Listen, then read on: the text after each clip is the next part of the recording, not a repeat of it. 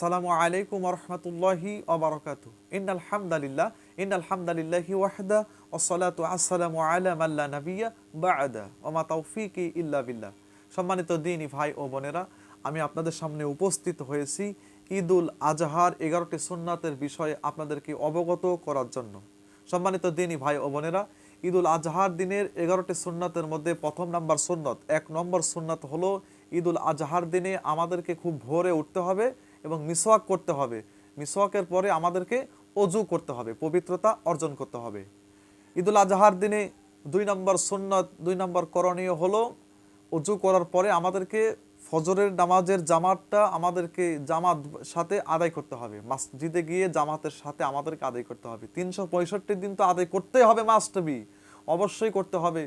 ফজরের নামাজ এবং 5 ওয়াক্ত সালাত আমাদেরকে কন্টিনিউ করতে হবে, জামাতের সাথে আমাদেরকে আদায় করতে হবে। কিন্তু ঈদুল আজহার দিনেও আমাদেরকে খুব ভোরে উঠে আমাদেরকে ফজরের সালাতটা জামাতের সাথে আদায় করতে হবে। ঈদুল আজহার দিনে আপনার 11টি গুরুত্বপূর্ণ সুন্নাতের মধ্যে 3 নাম্বার গুরুত্বপূর্ণ সুন্নাত হলো আমাদেরকে গোসল করতে হবে। গোসল করা এটা হলো বিশ্বনবীর সুন্নাত, এটা আমরা আদায় করবো ইনশাআল্লাহ। ঈদুল আজহার দিনে আপনার গুরুত্বপূর্ণ 11টি সুন্নাতের মধ্যে 4 নাম্বার সুন্নাত হলো আমাদেরকে সামর্থ্য অনুযায়ী নতুন জামা আমাদেরকে পরতে হবে।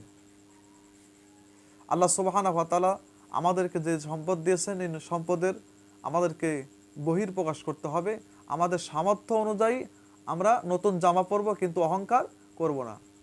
যদি কোনো ব্যক্তির নতুন জামা না থাকে, আপনার পুরাতন জামাটাই একটু সুন্দর করে আপনি আপনার পরিষ্কার পরিচ্ছন্ন করে একটু ইস্তারি করেন, দেখতে সুন্দর লাগবে ইনশাআল্লাহ। আল্লাহ সুবহানাহু ওয়া তাআলা বলেন, খুযু যিনাতাকুম ইনদা কুল্লি মসজিদ। আল্লাহ তাআলা বলেন, ইয়া বানি আদম খুযু যিনাতাকুম ইনদা কুল্লি মসজিদ। আদম সন্তান, তোমরা যখন মসজিদে গমন করবে সুন্দর সুন্দর পোশাক তোমরা পরিধান করবে। সুবহানাল্লাহ।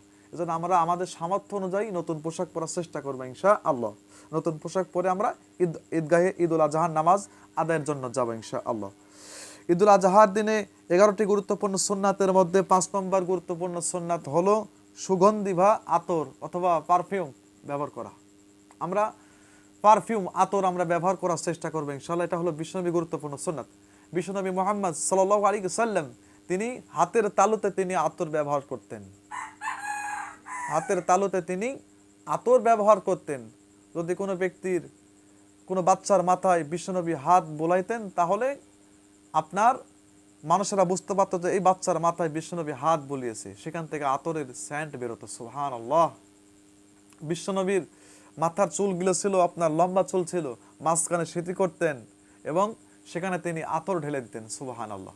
এজন্য আমরা আমাদের সামর্থ্য অনুযায়ী আতর কিনবো এবং আমরা ব্যবহার করব। আল্লাহ যেন তৌফিক দান করেন, আমিন।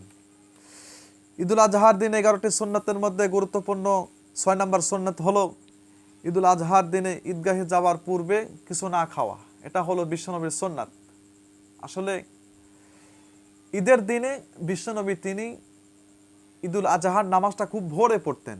সকাল সকাল পরে তিনি আপনার নামাজ শেষ করে তিনি আসতেন এবং পশু কুরবানি করতেন। আর পশু কুরবানির পশুর কলিজা দিয়ে আল্লাহর নবী তিনি ওই ঈদুল আজহার দিনে প্রথম খাবার তিনি শুরু করতেন। বর্তমানে আমাদের দেশে যে পরিস্থিতি ভাই, এটা বলতে গেলে আসলে দুঃখজনক। আমাদের দেশে 8টা, 8:30, 9টা, 10টার কমে কোনো ঈদুল আজহার অথবা ঈদুল ফিতরের জামাত হয় না। ঈদুল আজহার দিনে গুরুত্বপূর্ণ সুন্নাত হলো নামাজটা খুব ভোরে পড়তে হবে। ভোরে পড়ে পশু কুরবানি করে সে কুরবানির পশুর কলেজা দিয়ে সেই ব্যক্তিকে খাওয়া শুরু করতে হবে। আলোচনা তৌফিক দান করে। ঈদুল আজহার 11টি সুন্নাতের মধ্যে গুরুত্বপূর্ণ সুন্নাত হলো 7 নম্বর সুন্নাত হলো আপনার ঈদগাহে আগে আগে উপস্থিত হওয়া। সর্বশেষে অনেকে আছে উপস্থিত হয়, অনেকে আছে এমনও ব্যক্তি আমরা দেখেছি যে ঈদের সালাতটা জামাতে আদায় করতে পারেনি। এরকম যেন না হয়। আপনি সবার আগে উপস্থিত হয়ে যাবেন ইনশাআল্লাহ। সবার আগে উপস্থিত হয়ে আপনি খতিব সাহেবের আপনি খুতবা শুনবেন এবং বাস্তব জীবনে আমল করার চেষ্টা করবেন। আল্লাহ যেন তৌফিক দান করেন, আমিন।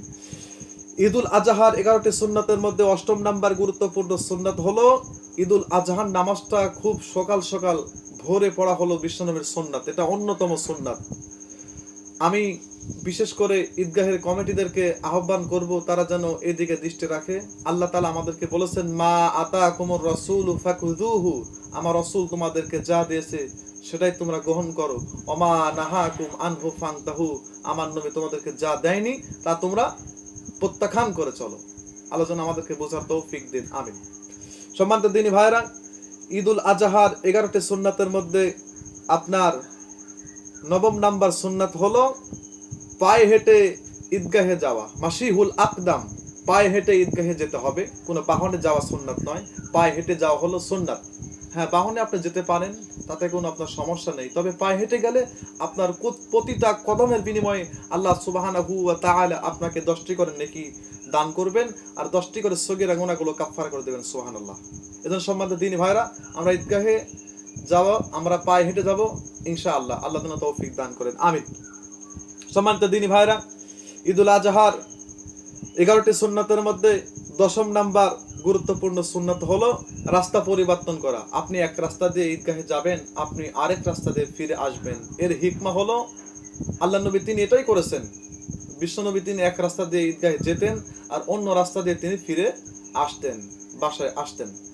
এটার হিকমা হলো, মুহাদ্দিসিনে কেরাম তারা বলেছেন, এই রাস্তা পরিবর্তনের হিকমাটা হলো যাতে করে আপনার সমস্ত মানুষের সাথে, ওই রাস্তায় যারা বসবাস করে, যে সমস্ত মানুষগুলো বসবাস করে ওই রাস্তায়, তাদের সাথে ঈদের শুভেচ্ছা বিনিময় করা যায়, তাদের খোঁজ খবর নেওয়া যায়, তাদেরকে আন্তরিক মোবারকবাদ জানানো যায়। এবং 2 নাম্বার হিকমা হলো, মুহাদ্দিসিনে কেরাম তারা বলেছেন যে যাতে করে রাস্তার বাসিন্দা জিন হোক অথবা মানুষ হোক, পশু পাখি, তারা যেন কিয়ামতের দিন আমাদের পক্ষে সাক্ষী হয়। সুবহানাল্লাহ। এজন্য আমরা সবাই রাস্তা পরিবর্তন করার চেষ্টা করব ইনশাআল্লাহ। সম্মানিত দিনী ভাইরা, ঈদুল আজহার 11টি সুন্নাতের মধ্যে সর্বশেষ 11 নম্বর সুন্নাত হলো ঈদগাহের উদ্দেশ্যে যখন আমরা বের হব, তাকবীর বলতে বলতে ঈদগাহে যাওয়া। এটা হলো বিশ্বনবীর একান্ত সুন্নাত। বিশ্বনবী আমাদেরকে এটা আদেশ দিয়েছেন, আল্লাহু আকবার, আল্লাহু আকবার, লা ইলাহা ইল্লাল্লাহু, আল্লাহু আকবার, আল্লাহু আকবার, ওয়ালিল্লাহিল হামদ। এই তাকবীর বলতে বলতে আমরা মুখরিত করব এবং আকাশ ও পাতাল সবকিছু আমাদের জন্য সাক্ষী হয়ে যাবে ইনশাআল্লাহ।